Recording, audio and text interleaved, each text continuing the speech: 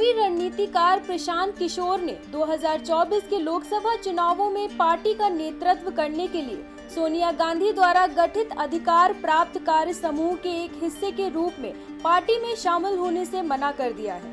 हालांकि कांग्रेस की ओर से यह दावा किया गया है कि पार्टी ने प्रशांत किशोर को फ्री हैंड देने से मना कर दिया है। कांग्रेस प्रवक्ता ने एक ट्वीट में कहा कि किशोर को एक परिभाषित जिम्मेदारी के साथ अधिकार प्राप्त समूह में एक पद की पेशकश की गई थी।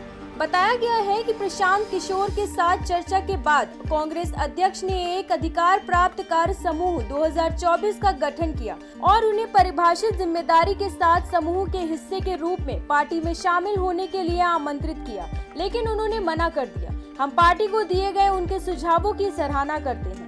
आपको बता दें कि प्रशांत किशोर ने पार्टी को पुनर्जीवित करने के लिए एक प्रस्तावित कार्य योजना पर कांग्रेस नेतृत्व के सामने एक प्रस्तुति दी थी। यहाँ बात गौरतलब है कि पिछले 2 लोकसभा चुनावों में देश की सबसे पुरानी पार्टी का लगभग पूरी तरह सफाया हो चुका है। इसने पिछले 7 वर्षों में कई राज्यों को भी खो दिया है और वर्तमान में केवल 2 राज्यों राजस्थान और छत्तीसगढ़ में यह पार्टी सत्ता में है। कांग्रेस नेताओं के अनुसार किशोर ने किसी पद की मांग नहीं की थी, लेकिन एक योजना की पेशकश की थी, जिसमें उनका मानना था कि संगठन के पुनर्गठन से लेकर सार्वजनिक संदेश देने तक इसे लागू किया जाना चाहिए। सोनिया गांधी ने कल एक उच्च स्तरीय बैठक के बाद 2024 के लोकसभा चुनाव में पार्टी का मार्गदर्शन करने के लिए अधिकार प्राप्त कार्य समूह के गठन की घोषणा की थी।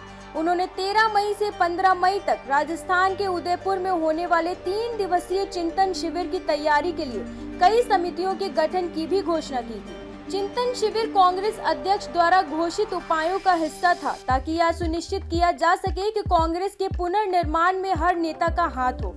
लेकिन प्रशांत किशोर के हाथ खींच लेने के बाद पार्टी के पुनर्गठन का मामला एक बार फिर खटाई में पड़ता नजर आ रहा है।